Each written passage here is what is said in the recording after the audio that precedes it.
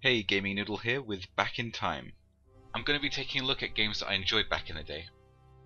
Broken Sword is a point-and-click adventure game that was released in 1996 by Revolution. It was probably one of the best games I have ever played, because to this day I absolutely enjoy every single second of it. I've played it multiple times from start to finish. Even though I know what to do now because it's mainly a puzzle game, it's still very fun to go through. Basically what you do is you control an American tourist in Paris named George Stobart. He almost gets killed because he was at the wrong place at the wrong time. And as you try to solve this mystery, you uncover certain things that take you all around the world to places like Syria, Ireland, and Spain. Speaky you the English? Speaker you the Anglese? Parlez-vous anglais? You also delve into a bit of history about the Knights Templar. Now, if you don't know what or who the Knights Templar were, they were a very large Christian order in the Middle Ages. Very large and very powerful. And it's fascinating history. That's one of the reasons why I love this game so much, is the subject matter. The Knights Templar is one of the main subject matters of the game, and it's very intriguing.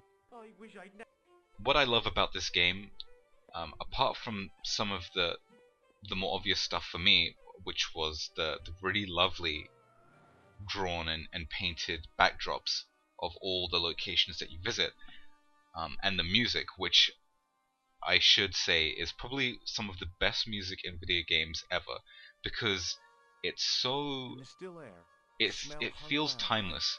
Even now I enjoy the music just as much as I enjoyed it then. It's the music is not too in your face, it's very ambient. Most of the tracks are very ambient, but it works. It really does. It brings back very fond memories. And the sound effects as well. The little twinkles that you hear every time you solve a mystery or you're moving along in the story. It's like a drug almost.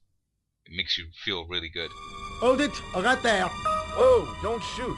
I'm innocent. I'm an American. Can't make up your mind, huh?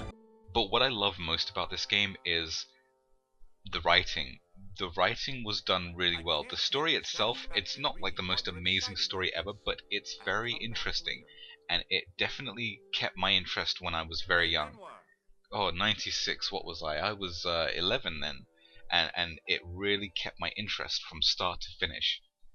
And it has to, because it's a puzzle game. It's got lots of puzzles, and it's very difficult. If you don't know what to do, it can be very difficult. And at least back then, when I first played it, it wasn't uncommon to stay and be stuck on a certain screen for hours, even days, trying to figure out what to do.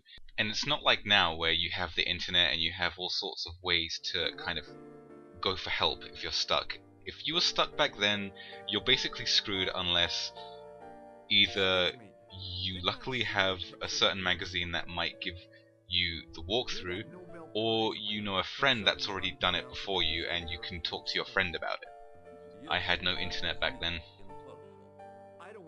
You have all these items that you pick up, you get to inspect them, you get to kind of see if they go together to make something else, and you can ask all the people in your adventure about all the items that you currently have on you. It's all sorts of things you can do, and it's very difficult, but it's so fun.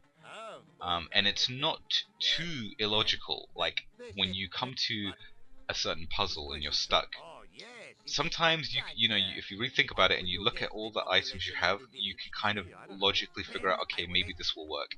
Sometimes though, it's not so easy, and you just have to just pray. You just got to click on all your items and see what works, what doesn't, and just pray you get something right and something clicks.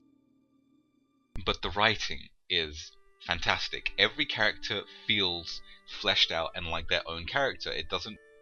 It's not just boring conversations. It's actually very funny. When you talk to people, there are so many jokes depending on what you do. It's really fantastic. there's many times even now when I replayed it through again for the purpose of this video that I was laughing my ass off because it really is funny. And while I was risking life and limb, where were you, Andre? Getting your glasses fogged up over an Etruscan vase? That's enough, boys. Can we get back to saving the world? Of course. Yeah, if you haven't played this game yet, and if it looks kind of interesting to you, I think you'll do yourself a great service to dig this up and give it a go, because it is a fantastic game.